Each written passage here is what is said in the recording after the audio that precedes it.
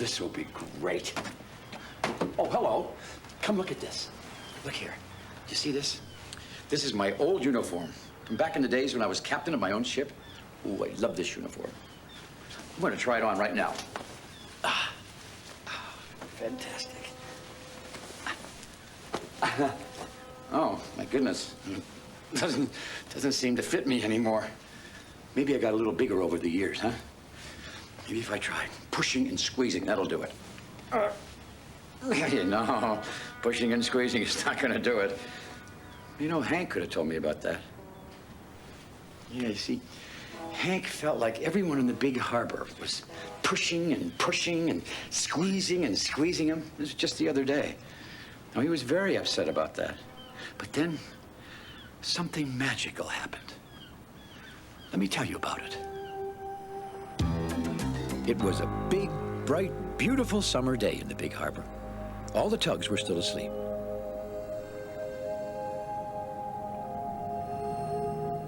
All except for Hank. Hank was up early and almost bursting his bumpers with excitement over all the wonderful things he wanted to do today. He felt happier than happy. Theodore was up now. Theodore! Theodore! Called Hank, and he nuzzled him a little just to make him extra awake. Do you want to see who can be first to the oil pumps? No, Hank, replied Theodore. I'm still sleepy. Oh, replied Hank. Oh, I'm sorry, Theodore. Well, George was up because his engines were already rumbling. Hank hurried over to George. George! George! He shouted. George, guess what?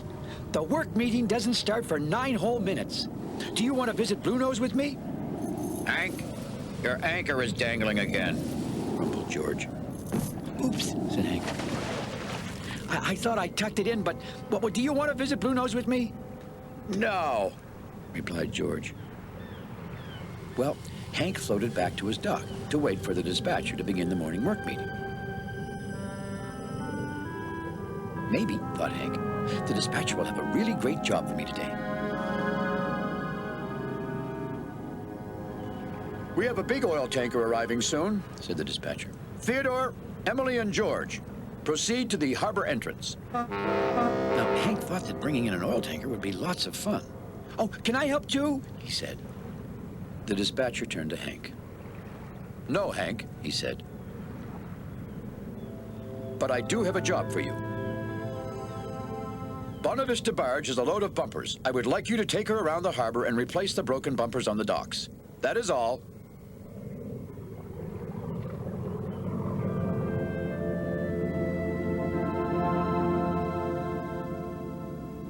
Well, replacing broken old bumpers wasn't the kind of job Hank had been hoping for, but Hank set off with his sunniest smile. Well, maybe his second sunniest smile.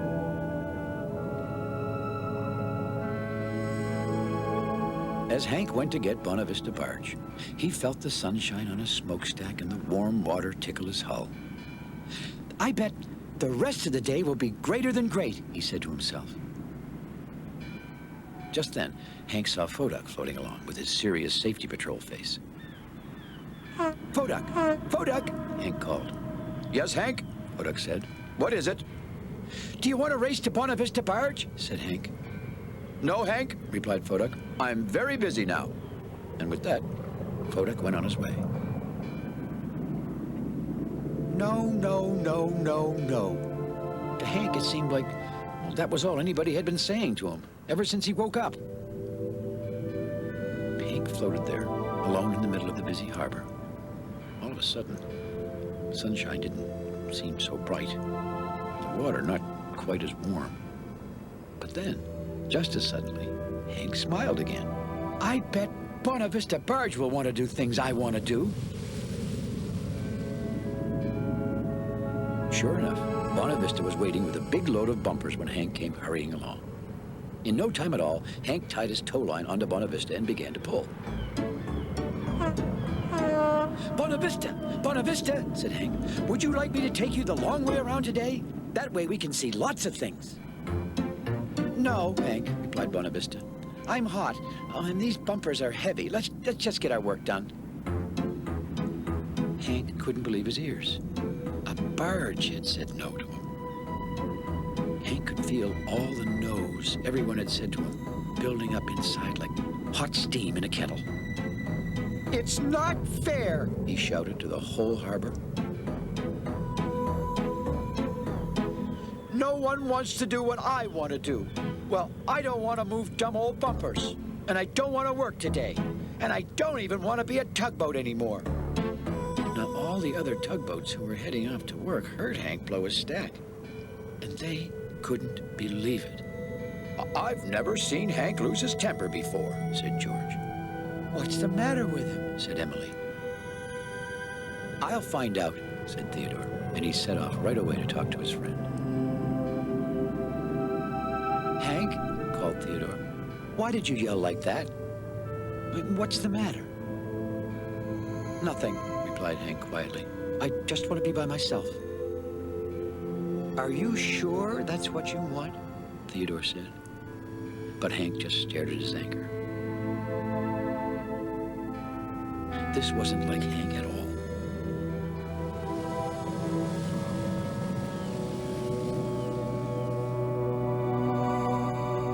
Theodore returned to the other tugboats.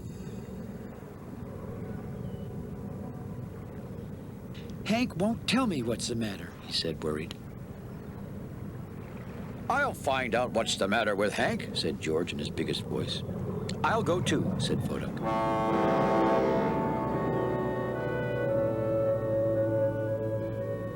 Hank was just beginning to replace broken bumpers when George and Fodak rumbled up. "There seem to be plenty of broken bumpers to replace today," said Fodak thoughtfully. Hank didn't answer. "So," Fodak went on, "everything shipshape. Your oil's not overheating, is it?" "No," replied Hank. "Well, good. That's good," said Fodak. "Does your hull hurt? Maybe there are barnacles in your bilge water." "I don't think so," said Hank. "Hank," said George, who was beginning to lose his patience, "why did you shout like that in the middle of the harbor? What is the matter with you?" "Nothing," replied Hank. "I just want to be by myself." "Well," grumbled George, who really didn't know what else to say. Just do your best." And with that, George and Fodak turned and headed back to the other tugboats. "Hank wants to be by himself," announced George. "Heat rash and barnacles, most likely," added Fodak. Theodore gazed out towards Hank. "Hank never wants to be by himself," he said. Theodore was getting more and more worried about his friend. "I'll go talk to him after we've finished work," said Emily, trying to be helpful. Just as Hank finished replacing broken bumpers, Emily appeared. "I've finished work too," said Emily. "Would you like to come with me to visit some of my favorite places around the harbor?" "Okay," said Hank, but he didn't really sound too excited. "Hank, are you upset about something?" said Emily. "Oh, I don't know," replied Hank. "Did someone make you angry?" asked Emily. This time, Hank didn't say anything. "Look," said Emily suddenly. "There's Bedford Bowie. Would you like to race me to him?" "Oh, you go ahead, Emily," said Hank quietly. "I can't race by myself," Emily frowned. She was beginning to lose her patience with Hank. "Hank," she said finally, "what is the matter with you today?" "Oh, I just want to be by myself, Emily," said Hank. Then be by yourself," replied Emily. Well, she didn't mean to sound angry with Hank. She was really upset at herself for not being able to make him feel better. Hank watched Emily sail off. He knew he kept saying he wanted to be by himself, but somehow it didn't make him feel very good when Emily left. In fact, it made him feel even worse. A little while later, the tugs returned to the Great Ocean dock. George was just puffing up some smoke and rumbling his engines to begin telling about one of his adventures when Fodak interrupted him. "It seems," said Fodak, "kind of quiet around here today." The other tugs agreed. It was as if something was missing. "Hank's not here," said Emily suddenly. "You're right," said George. Did you talk to Hank, Emily? Said Theodore. I tried, answered Emily. But he just wanted to be by himself. Something is definitely bothering Hank, Theodore said. And the other tugboats agreed. But what can we do? Said Emily. We've tried everything to cheer him up. Theodore noticed the tugboats had all moved closer to each other, the way they always did whenever they were talking about something really important. And suddenly, he had an idea. I know something we could try, said Theodore slowly. A little while later, Theodore slowly floated out to the sandy beach. He knew that that was Hank's special quiet place. And sure enough, when Theodore peeked around the bend, he saw Hank just floating quietly by himself along the beach. Hi, Hank, he called. Oh, hi, Theodore, replied Hank in a soft voice. You're having a bad day, huh, Hank? Said Theodore after a moment. I'm having a really bad day, Theodore, said Hank. I've an idea, said Theodore. And Hank said nothing. I think you might really like this idea, continued Theodore. We need to go over there, said Theodore. Over there? Said Hank. The two tugs floated slowly around the bend. And then Hank saw all the other tugboats, and they were smiling at him. Hank was very surprised. Hi, everybody, he said. What are you all doing here? We're going to give you a tug hug, said Theodore. A tug hug? Said Hank. What's that? Well, replied Theodore, it goes like this. The other tugboats all formed a circle around Hank.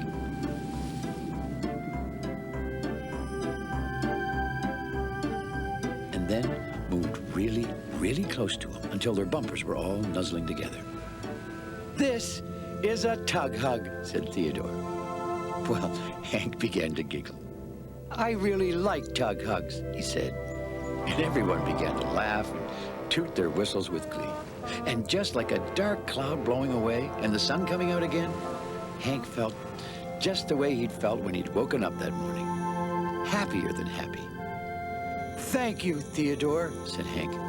I feel much better now. I do too, Hank, replied Theodore. I do too. We all do, said the others. You know, it really was almost magical. The way that a gentle hug made Hank feel so much better. Hank found out that even though nobody wanted to do the things that he wanted to do that day, his friends still loved him. You know, Hank's story has given me an idea. I think if you're really, really gentle, why, things just fit like magic. Just as snug as a tug hug. Well, thanks for visiting us here in the Big Harbor, and we'll see you all again next time. Bye. He's a tugboat and a friendly tugboat too. A friendly tugboat too. Oh, Theodore likes to do the things that friendly tugboats do. Pushing and a pulling in the great big harbor, in the great big world is so much fun. So many brand new things to discover. Waking with the sun, gotta get the job done. Oh, Theodore and Emily, Tugboat-Hank and George and the harbor master too.